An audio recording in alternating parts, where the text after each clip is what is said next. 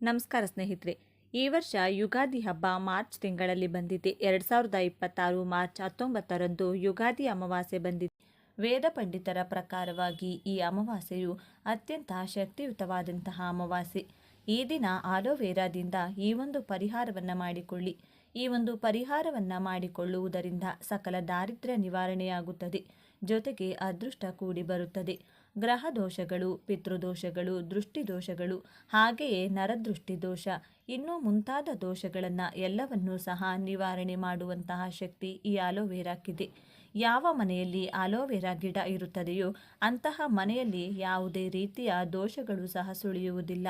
ಮುಖ್ಯವಾಗಿ ಎಂತಹದ್ದೇ ಕೆಟ್ಟ ಕಣ್ಣು ಕೂಡ ಬಿದ್ದರೂ ಆ ಮನೆಗೆ ತಾಗುವುದಿಲ್ಲ ಎಂದು ಹೇಳುತ್ತಾರೆ. ಅಲೋವೆರಾದಲ್ಲಿ ಮುಕ್ಕೋಟಿ ದೇವತೆಗಳು ಸಹ ನೆಲೆಯೂರಿರುತ್ತಾರೆ. ಮುಖ್ಯವಾಗಿ ಲಕ್ಷ್ಮಿ, ಸರಸ್ವತಿ, ದುರ್ಗಾದೇವಿ ಒಟ್ಟಿಗೆ ಇರುವಂಥದ್ದು ಈ ಅಲೋವೆರಾದಲ್ಲಿ. ಈ ಅಲೋವೆರಾವನ್ನು ನಾನಾ ಪ್ರಕಾರದಲ್ಲಿ ಬಳಸುತ್ತಾರೆ. ಅಂದರೆ ಆರೋಗ್ಯಕ್ಕೆ ಸಂಬಂಧಪಟ್ಟಂತೆ ಹಾಗೂ ನಮ್ಮ ತ್ವಚೆಯ ಕಾಂತಿಯನ್ನು ಹೆಚ್ಚಿಸಿಕೊಳ್ಳಲು ಔಷಧ ತಯಾರಿಕೆಗೆ ಬೇಕಾಗುವ ಅತ್ಯಮೂಲ್ಯ ಗಿಡಮೂಲಿಕೆ ಇದಾಗಿದೆ. ಜೊತೆಗೆ ಅಲಂಕಾರಿಕ ವಸ್ತುವನ್ನಾಗಿ ಉಪಯೋಗಿಸುವುದು. ಹಾಗೆಯೇ ಇದನ್ನು ಈ ರೀತಿ ದೃಷ್ಟಿದೋಷಗಳ ನಿವಾರಣೆಗೆ ಉಪಯೋಗಿಸುತ್ತಾರೆ. ಮನೆಯಲ್ಲಿರುವಂತಹ ಕೆಟ್ಟ ದೋಷಗಳನ್ನು ಹಾಗೂ ನಕಾರಾತ್ಮಕ ಶಕ್ತಿಗಳನ್ನು ಹೋಗಲಾಡಿಸುವುದಕ್ಕೂ ಸಹ ಉಪಯೋಗಿಸುತ್ತಾರೆ. ಈ ಆಲೋವೆರಾದಿಂದ ನಾನಾ ರೀತಿಯ ತಂತ್ರಗಳನ್ನು ಮಾಡುತ್ತಾರೆ. ಆಲೋವೆರಾ ಯಾವ ಪ್ರಕಾರದಲ್ಲಿ ಯಾವ ದಿಕ್ಕಿಗೆ ಬೆಳೆಯುತ್ತದೆಯೋ ಆ ದಿಕ್ಕಿನ ಪ್ರಕಾರದಲ್ಲಿ ಮನೆಯಲ್ಲಿ ಏಳಿಗೆ ಆಗುತ್ತದೆ ಎಂದು ಸಹ ಹೇಳಲಾಗ್ತದೆ. ಅಲೋವೆರಾ ಬಲಗಡೆಗೆ ಬಾಗಿ ಬೆಳೆದರೆ ಆ ಮನೆಯಲ್ಲಿ ಹಣಕಾಸಿಗೆ ಸಮಸ್ಯೆ ಎಂದಿಗೂ ಬರುವುದಿಲ್ಲ ಎಂದೇ ಹೇಳ್ತಾರೆ. ಅಲೋವೆರಾ ಗಿಡ ನೇರವಾಗಿ ಬೆಳೆದರೆ ಆ ಮನೆಯ ವಂಶ ಚೆನ್ನಾಗಿ ವೃದ್ಧಿಯಾಗುತ್ತದೆ ಎಂದು ನಂಬುತ್ತಾರೆ. ಅಲೋವೆರಾ ಗಿಡ ಎಡಗಡೆಗೆ ಬಾಗಿ ಬೆಳೆದರೆ ಆ ಮನೆಯಲ್ಲಿ ಎಂದಿಗೂ ಸಹ ಒಂದು ಹಣಕಾಸಿನ ಸಮಸ್ಯೆಗಳಾಗಲಿ ಸಾಲಬಾಧೆಗಳಾಗಲಿ ಇರುವುದೇ ಇಲ್ಲವೆಂದು ಹೇಳ್ತಾರೆ. ಒಟ್ಟಾರೆಯಾಗಿ ಅಲೋವೆರಾ ಗಿಡ ಯಾವ ದಿಕ್ಕಿಗೆ ಬೆಳೆದರೂ ಸಹ ಮನೆಗೆ ಅದೃಷ್ಟವನ್ನೇ ತಂದುಕೊಡುತ್ತದೆ ಎಂದು ಜನರು ನಂಬಿದ್ದಾರೆ. ಇಂತಹ ಒಂದು ದೈವ ವೃಕ್ಷವಾದಂತಹ ಈ ಅಲೋವೆರಾವನ್ನು ನೀವು ಈ ದಿನ ಈ ಅಲೋವೆರಾದಿಂದ ಈ ಒಂದು ಪರಿಹಾರವನ್ನು ತಪ್ಪದೆ ಮಾಡಿಕೊಳ್ಳಿ. ಹಾಗೆಯೇ ಈ ದಿನ ಅಲೋವೆರಾ ಗಿಡವನ್ನು ಮನೆಗೆ ನೀವು ತಂದು ಬೆಳೆಸುವುದರಿಂದಲೂ ಸಹ ಖಂಡಿತವಾಗಿಯೂ ನಿಮ್ಮ ಮನೆಗೆ ಎಲ್ಲವೂ ಸಹ ಶುಭವಾಗುತ್ತದೆ ಎಂದು ಹೇಳಲಾಗುತ್ತದೆ.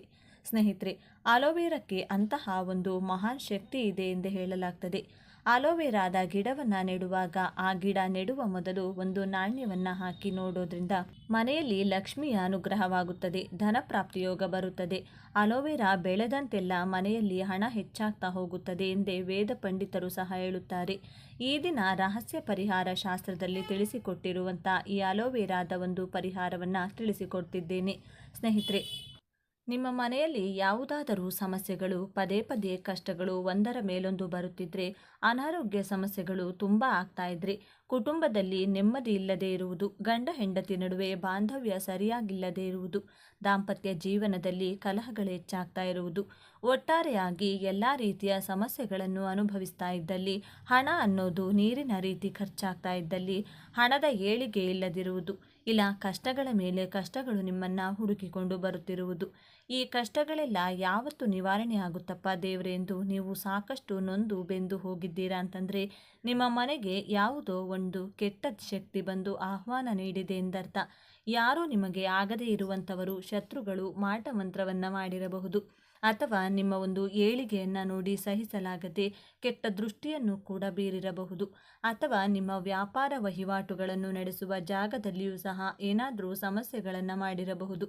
ಒಟ್ಟಾರೆಯಾಗಿ ಒಂದು ಒಳ್ಳೆಯದು ಇದ್ದೆ ಅಂದರೆ ಅಲ್ಲಿ ಕೆಟ್ಟದ್ದು ಸಹ ಇದ್ದೇ ಇರುತ್ತದೆ.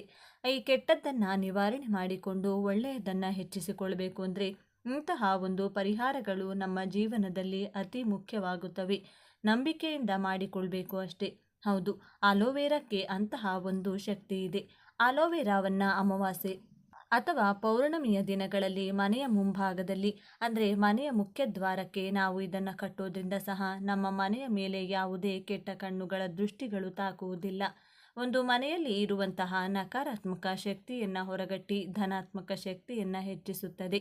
ಅದೇ ರೀತಿಯಲ್ಲಿ ಈ ಅಲೋವೆರಾ ಗಿಡದಿಂದ ನಾವು ಈ ಒಂದು ಚಿಕ್ಕ ಪರಿಹಾರವನ್ನು ಸಹ ಮಾಡಿಕೊಳ್ಳಬಹುದು. ಅಲೋವೆರಾ ಗಿಡದಿಂದ ಅಂದರೆ ಮೊದಲು ಅಲೋವೆರಾ ಗಿಡವನ್ನು ತೆಗೆದುಕೊಳ್ಬೇಕು. ಚೆನ್ನಾಗಿ ಬೇರಿರುವಂತಹ ಒಂದು ಗಿಡವನ್ನು ತೆಗೆದುಕೊಳ್ಳಿ. ಎಲ್ಲಿಯೂ ಸಹ ಆ ಒಂದು ಅಲೋವೆರಾ ಕಟ್ಟಾಗಿರಬಾರದು. ಈ ರೀತಿಯಾಗಿ ಇರುವಂತಹ ಒಂದು ಗಿಡವನ್ನು ತೆಗೆದುಕೊಂಡು ಶುಭ್ರ ಮಾಡಿಕೊಳ್ಳಿ. ಅಂದರೆ ಒಳ್ಳೆಯ ನೀರಿನಲ್ಲಿ ಚೆನ್ನಾಗಿ ತೊಳೆದುಕೊಳ್ಳಿ. ತೊಳೆದ ನಂತರ ಒಂದು ಬಿಳಿ ಬಟ್ಟೆಯನ್ನು ತೆಗೆದುಕೊಂಡು ಒರೆಸಿಕೊಳ್ಳಿ. ಆನಂತರ ಆಲೋವೆರಾಕ್ಕೆ ಅರಿಶಿನ, ಕುಂಕುಮ ಅಥವಾ ಗಂಧವನ್ನು ನೀರಿನಲ್ಲಿ ಮಿಶ್ರಣ ಮಾಡಿ ಆ ಆಲೋವೆರಾ ಗಿಡಕ್ಕೆ ಬೊಟ್ಟನ್ನು ಇಡಿ. ಈ ಆಲೋವೆರಾದ ಗಿಡವನ್ನು ಒಂದು ಪ್ಲೇಟ್ನಲ್ಲಿ ಇಟ್ಕೊಳ್ಳಿ. ಹಾಗೆಯೇ ಇದರ ಜೊತೆಗೆ ಸ್ವಲ್ಪ ಕಲ್ಲುಪ್ಪು, ಸ್ವಲ್ಪ ಸಾಸಿವೆ ತೆಗೆದುಕೊಳ್ಳಿ. ಕಲ್ಲುಪ್ಪು ಎನ್ನುವುದು ಸಾಕ್ಷಾತ್ ಮಹಾಲಕ್ಷ್ಮಿಯನ್ನು ಆಕರ್ಷಿಸುವಂತಹದ್ದು ಹಾಗೂ ದೃಷ್ಟಿ ದೋಷಗಳನ್ನು ನಿವಾರಣೆ ಮಾಡುವಂತಹ ಶಕ್ತಿ ಕಲ್ಲುಪ್ಪಿಗಿದೆ. ಅದೇ ರೀತಿ ಸಾಸಿವೆಗೂ ಅದರದ್ದೇ ಆದ ವಿಶೇಷ ಆಕರ್ಷಣೆ ಇರುತ್ತದೆ. ಸಾಸಿವೆ ಕೂಡ ಅಷ್ಟೇನೆ, ಎಂತಹದ್ದೇ ದೋಷಗಳಿದ್ರೂ ಸಹ ಕ್ಷಣ ಮಾತ್ರದಲ್ಲಿ ನಿವಾರಣೆ ಮಾಡುವಂತಹ ಶಕ್ತಿ ಈ ಸಾಸಿವೆಗಿದೆ. ಈ ಎರಡೂ ಪದಾರ್ಥಗಳನ್ನು ನೀವು ಒಂದು ಪ್ಲೇಟಲ್ಲಿ ಇಟ್ಕೊಳ್ಬೇಕಾಗುತ್ತದೆ. ಈ ಆಲೋವೆರಾ ಗಿಡವನ್ನು ನೀವು ನಿಮ್ಮ ಮನೆಯ ಮುಖ್ಯ ದ್ವಾರದ ಎದುರಿಗೆ, ಅಂದರೆ ಎಲ್ಲರಿಗೂ ಈ ವಸ್ತು ಕಾಣಿಸಬೇಕು ಆ ರೀತಿ ಒಂದು ಪ್ಲೇಟಲ್ಲಿ ಅಥವಾ ಒಂದು ಪೇಪರ್ ಮೇಲೆ ಅಥವಾ ಒಂದು ಬಟ್ಟೆ ಮೇಲೋ ಇಡಬೇಕು. 1 ಅಥವಾ 3 ವಾರಗಳ ಕಾಲ ನೀವು ಹಾಗೆಯೇ ಬಿಟ್ಟು ಬಿಡಿ. ಅದರ ಕಡೆ ನೀವು ಹೋಗಲೇಬೇಡಿ. ಮನೆಯಲ್ಲಿ ಏನಾದರೂ ಚಿಕ್ಕ ಮಕ್ಕಳಿದ್ದಲ್ಲಿ ಅವರ ಕೈಗೆ ಸಿಗಬಾರದು. ಆ ರೀತಿಯಾಗಿ ನೋಡಿಕೊಂಡು ಸ್ವಲ್ಪ ಎತ್ತರದಲ್ಲಿ ಎಲ್ಲರಿಗೂ ಕಾಣೋ ರೀತಿಯಲ್ಲಿಯೇ ನೀವು ಅಲೋವೆರಾ ಗಿಡವನ್ನು ನಿಮ್ಮ ಮನೆಯ ಮುಖ್ಯ ದ್ವಾರದ ಪ್ರವೇಶ ಕೋಣೆಯ ಒಳಗಡೆ ಇಟ್ಕೊಳ್ಳಿ. ಈ ರೀತಿ ಇಟ್ಕೊಳ್ಳೋದ್ರಿಂದ ಏನಾಗುತ್ತೆ ಅಂದರೆ ಮನೆಯಲ್ಲಿ ಅಂತಹದ್ದೇ ಕೆಟ್ಟ ಶಕ್ತಿಗಳು, ಕಷ್ಟಗಳು, ನಿಮಗೆ ಯಾರಾದರೂ ಬಂದು ಜಗಳ ಮಾಡ್ತಾ ಇದ್ದಲ್ಲಿ, ಅಕ್ಕಪಕ್ಕದವರು ಸಮಸ್ಯೆಗಳನ್ನು ಮಾಡ್ತಾ ಇದ್ದಾರೆ ಅನ್ನೋ ಒಂದು ಅನುಮಾನ ನಿಮಗಿದ್ದೇ ಇರುತ್ತದೆ. ಯಾಕಂದರೆ ಕುಟುಂಬದಲ್ಲೇ ಇರುತ್ತದೆ. ಕುಟುಂಬದಲ್ಲೇ ನಿಮ್ಮ ಏಳಿಗೆಯನ್ನು ನೋಡಿ ಸಹಿಸದೆ ನಿಮ್ಮ ಶತ್ರುಗಳು ನಿಮ್ಮನ್ನು ಮುಂದೆ ಚೆನ್ನಾಗಿ ಮಾತನಾಡಿಸಿ ನಿಮ್ಮ ಹಿಂದೆ ಬೆಂಕಿ ಹಾಕುವಂಥವರಿರ್ತಾರೆ. ನಿಮ್ಮ ನೋಡಿ ಹೊಟ್ಟೆ ಉರಿ ಪಡುವವರು ಇರ್ತಾರೆ. ನಿಮಗೆ ಶಾಪ ಹಾಕುವವರು ಅಂಥವರು ಇರ್ತಾರೆ. ಇಂತಹ ಜನಗಳ ದೃಷ್ಟಿಗಳು, ಇಂತಹ ಜನಗಳ ಕೇಡುಗಳು ನಿಮ್ಮ ಕಡೆ ಬಂದು ಮುಟ್ಟಲೇಬಾರದು ಅಂದರೆ ಈ ಒಂದು ಪರಿಹಾರ ನಿಮಗೆ ಅದ್ಭುತವಾಗಿ ಕೆಲಸವನ್ನು ಮಾಡುತ್ತದೆ. ನಿಮಗೆ ಬಂದಂತಹ ಕಷ್ಟಗಳೆಲ್ಲ ಈ ಅಲೋವೆರಾ ನಕಾರಾತ್ಮಕ ಶಕ್ತಿಯನ್ನು ಹಿಡಿದಿಟ್ಟುಕೊಳ್ಳುತ್ತದೆ. ಇದರ ಜೊತೆಗೆ ಸ್ವಲ್ಪ ಅರಿಶಿನ, ಕುಂಕುಮವನ್ನು ಕೂಡ ಹಾಕಿ ಇಟ್ಕೊಳ್ಳಿ.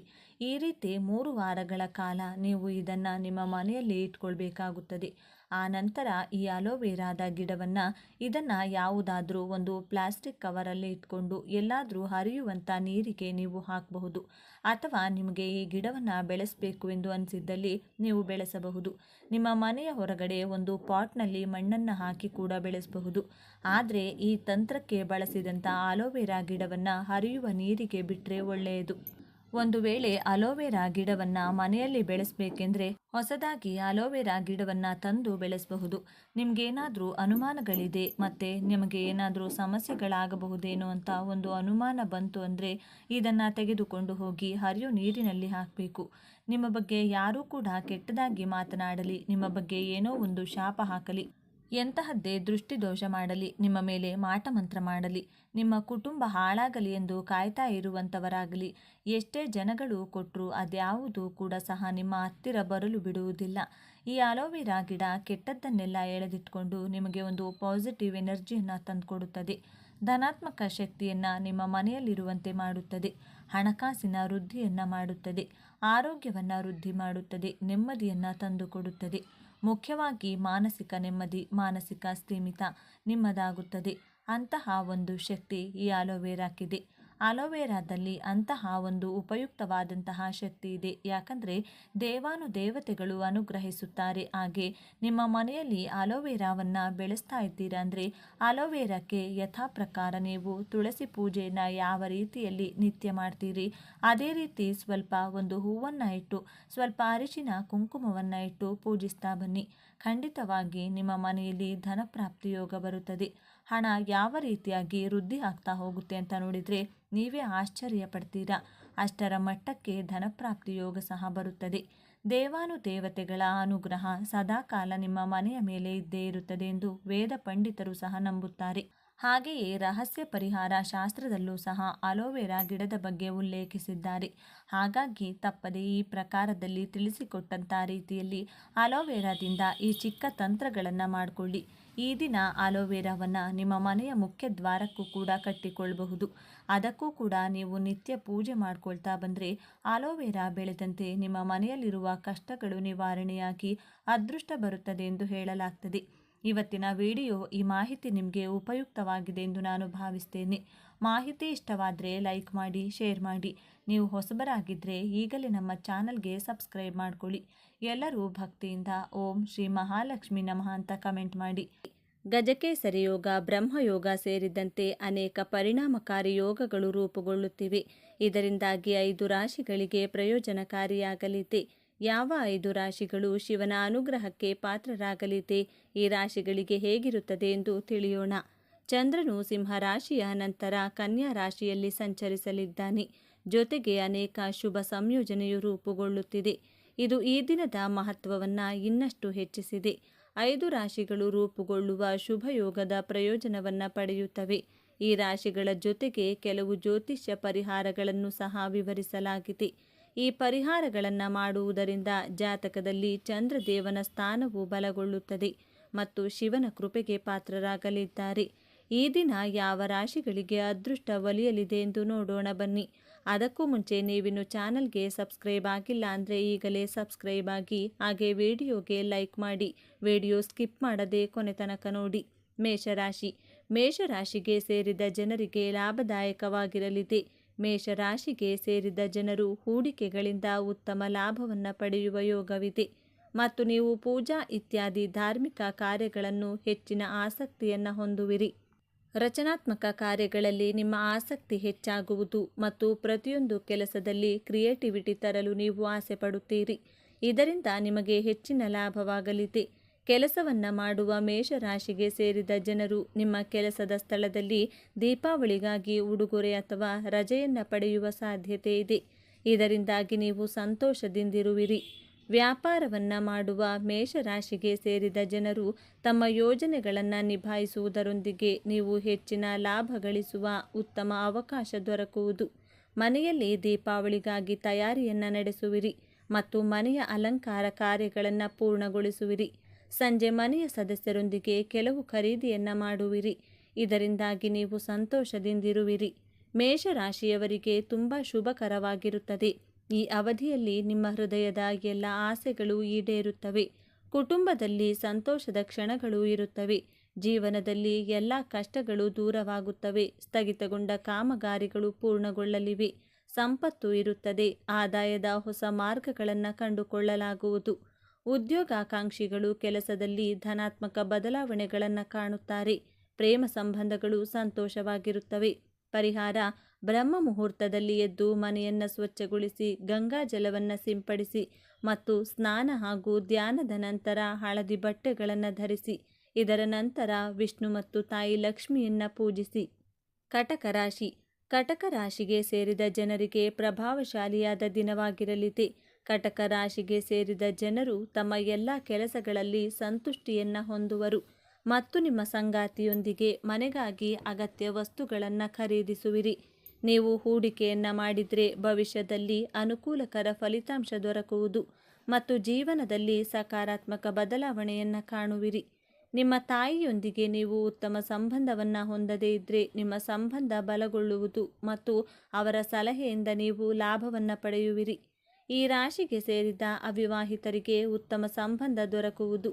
ಇದರಿಂದಾಗಿ ಮನೆಯ ಎಲ್ಲ ಸದಸ್ಯರು ಸಂತೋಷದಿಂದಿರುವರು.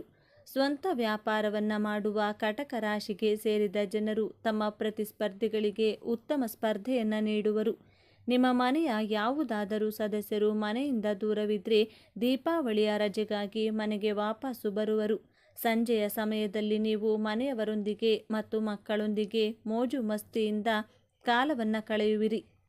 ಕರ್ಕ ರಾಶಿಯ ಜನರಿಗೆ ತುಂಬ ಪ್ರಯೋಜನಕಾರಿಯಾಗಿದೆ. ಈ ರಾಶಿ ಚಕ್ರ ಚಿಹ್ನೆಯಲ್ಲಿ ಶುಕ್ರ ಮತ್ತು ಗುರುಗಳ ಸಂಯೋಗವು 12ನೇ ಮನೆಯಲ್ಲಿ ನಡೆಯುತ್ತಿದೆ. ಅಂತಹ ಪರಿಸ್ಥಿತಿಯಲ್ಲಿ ನೀವು ಆಧ್ಯಾತ್ಮಿಕತೆಯ ಕಡೆಗೆ ಹೆಚ್ಚು ಒಲವು ತೋರುತ್ತೀರಿ. ಧಾರ್ಮಿಕ ಕಾರ್ಯಗಳಲ್ಲಿ ಸಕ್ರಿಯವಾಗಿ ಭಾಗವಹಿಸಬಹುದು. ದೀರ್ಘಕಾಲದ ಸಮಸ್ಯೆಗಳು ಈಗ ಕೊನೆಗೊಳ್ಳಬಹುದು. ಇದರೊಂದಿಗೆ ವಿದೇಶಕ್ಕೆ ಹೋಗುವ ನಿಮ್ಮ ಕನಸು ನನಸಾಗಬಹುದು. ನೀವು ವಿದೇಶದಲ್ಲಿ ಕೆಲಸ ಮಾಡುತ್ತಿದ್ದರೆ ನೀವು ಉತ್ತಮ ಆರ್ಥಿಕ ಲಾಭವನ್ನು ಪಡೆಯಬಹುದು. ಪರಿಹಾರ: ವಿಷ್ಣುವಿನೊಂದಿಗೆ ತುಳಸಿ ದೇವಿಯನ್ನು ಪೂಜಿಸಿ ಮತ್ತು ಬೆಳಿಗ್ಗೆ ಹಾಗೂ ಸಂಜೆ ತುಪ್ಪದಿಂದ ದೀಪವನ್ನು ಬೆಳಗಿಸಿ. ತುಳಸಿಯ ಮುಂದೆ ಕುಳಿತು ತುಳಸಿ ಮಾಲೆಯೊಂದಿಗೆ ಓಂ ನಮೋ ಭಗವತೆ ವಾಸುದೇವಾಯ ಮಂತ್ರವನ್ನು 108 ಬಾರಿ ಪಠಿಸಿ. ಸಿಂಹರಾಶಿ. ಸಿಂಹ ರಾಶಿಗೆ ಸೇರಿದ ಜನರಿಗೆ ಸಂತೋಷದ ದಿನವಾಗಿರುವುದು. ಸಿಂಹ ರಾಶಿಗೆ ಸೇರಿದ ಜನರು ವ್ಯವಹಾರದಲ್ಲಿ ಅತ್ಯಂತ ವಿನಯ ಮತ್ತು ಮೃದು ಮಾತಿನಿಂದಾಗಿ ನೀವು ಬೇರೆಯವರಿಂದ ನಿಮ್ಮ ಕೆಲಸವನ್ನು ಮಾಡಿಸುವಲ್ಲಿ ಯಶಸ್ಸು ಕಾಣುವಿರಿ. ಶಿವನ ಕೃಪೆಯಿಂದಾಗಿ ನೀವು ಸಂತೋಷ ಮತ್ತು ಸಮೃದ್ಧಿಯನ್ನು ಹೊಂದುವಿರಿ ಮತ್ತು ನಿಮ್ಮ ಬ್ಯಾಂಕ್ ಬ್ಯಾಲೆನ್ಸ್ ಸಾಕಷ್ಟು ಹೆಚ್ಚಾಗುವ ಸಾಧ್ಯತೆ ಇದೆ. ನಿಮ್ಮ ಹಣವು ಈಗಾಗಲೇ ಕಳೆದು ಹೋಗಿದ್ರೆ ನೀವು ಅದನ್ನು ವಾಪಸ್ ಪಡೆಯುವ ಸಂಭವವಿದೆ. ಇದರಿಂದಾಗಿ ನಿಮ್ಮ ಪ್ರೀತಿ ಪಾತ್ರರೊಂದಿಗಿನ ನಿಮ್ಮ ಸಂಬಂಧ ಸಾಕಷ್ಟು ಸುಧಾರಿಸುವುದು.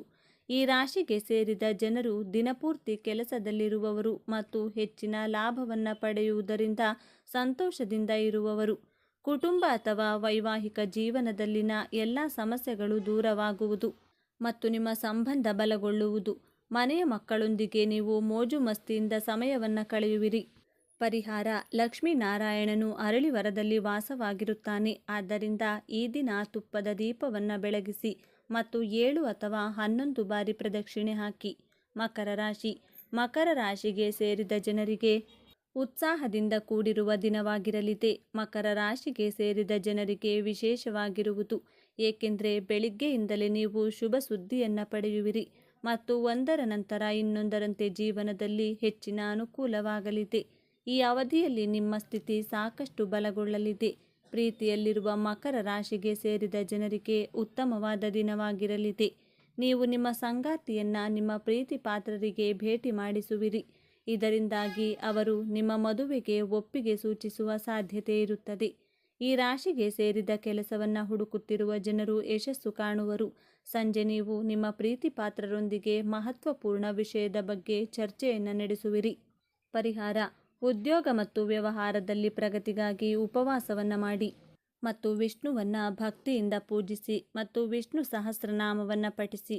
ಜೊತೆಗೆ ಇಡೀ ಮನೆಗೆ ಗಂಗಾ ಜಲವನ್ನು ಸಿಂಪಡಿಸಿ.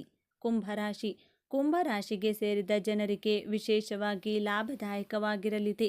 ಕುಂಭರಾಶಿಗೆ ಸೇರಿದ ಜನರಿಗೆ ರೋಗ ನಿರೋಧಕ ಶಕ್ತಿ ಬಲಗೊಳ್ಳುವುದು ಮತ್ತು ನಿಮ್ಮ ಆರೋಗ್ಯ ಉತ್ತಮವಾಗಿರುತ್ತದೆ. ಹಣವನ್ನು ಗಳಿಸುವ ಹೆಚ್ಚಿನ ಸಾಮರ್ಥ್ಯವನ್ನು ಹೊಂದುವಿರಿ. ಯಾವುದಾದರೂ ತಂತ್ರಜ್ಞಾನ ಆಧಾರಿತ ವಸ್ತುಗಳನ್ನು ಖರೀದಿಸುವಿರಿ.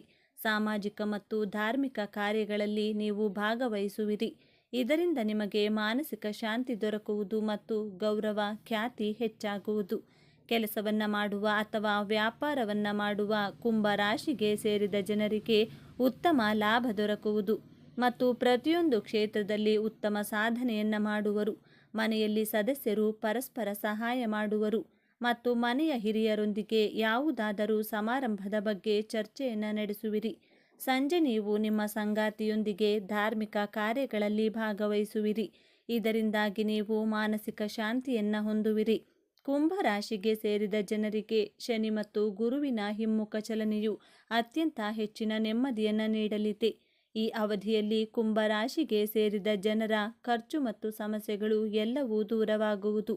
ಗುರು ಮತ್ತು ಶನಿಯ ಹಿಮ್ಮುಖ ಚಲನೆಯಿಂದಾಗಿ ನಿಮ್ಮ ಜೇಬು ಯಾವಾಗಲೂ ತುಂಬಿರುವುದು ಮತ್ತು ನಿಮ್ಮ ಮನಸ್ಸಿನಲ್ಲಿನ ಸಮಸ್ಯೆಗಳು ದೂರವಾಗಿ ನೀವು ಆರಾಮವಾಗಿರುವಿರಿ. ಕುಂಭರಾಶಿಗೆ ಸೇರಿದ ಜನರಿಗೆ ಈ ಅವಧಿಯಲ್ಲಿ ಧನಸಂಪತ್ತಿನಲ್ಲಿ ಸಾಕಷ್ಟು ಹೆಚ್ಚಳವಾಗಲಿದೆ. ಪರಿಹಾರ: ಉಪವಾಸ ಮಾಡಿ ಮತ್ತು ವಿಷ್ಣು ಹಾಗೂ ಲಕ್ಷ್ಮೀ ದೇವಿಯನ್ನು ಭಕ್ತಿಯಿಂದ ಪೂಜಿಸುವುದರಿಂದ ನೀವು ಸಂತೋಷ ಮತ್ತು ಸಮೃದ್ಧಿಯನ್ನು ಹೊಂದುವಿರಿ. ಸ್ನೇಹಿತರೆ, ಈ ಮಾಹಿತಿ ನಿಮಗೆ ಇಷ್ಟವಾಗಿದ್ದಲ್ಲಿ ದಯವಿಟ್ಟು ಶೇರ್ ಮಾಡಿ, ಲೈಕ್ ಮಾಡಿ ಮತ್ತು ನಮ್ಮ ಚಾನಲ್ಗೆ ಸಬ್ಸ್ಕ್ರೈಬ್ ಆಗಿ. ಎಲ್ಲರೂ ಭಕ್ತಿಯಿಂದ ಓಂ ಶ್ರೀ ಮಹಾಲಕ್ಷ್ಮಿ ನಮಃ ಅಂತ ಕಾಮೆಂಟ್ ಮಾಡಿ. ಧನ್ಯವಾದಗಳು.